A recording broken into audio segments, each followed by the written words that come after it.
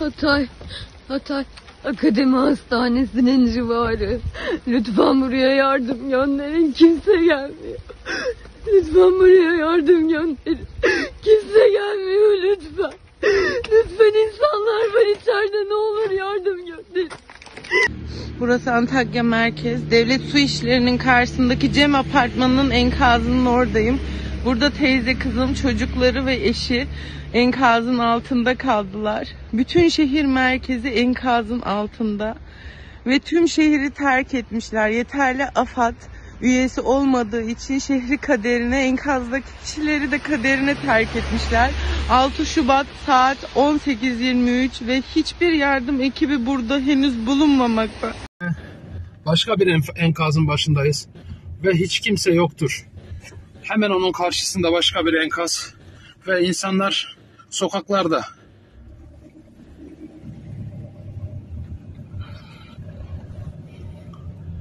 Berbat durumda. Apartmanlar kullanılamaz hale gelmiş tamamen neredeyse.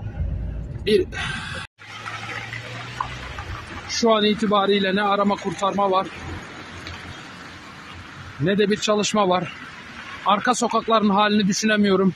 Burası ana cadde ve insanlar çaresiz.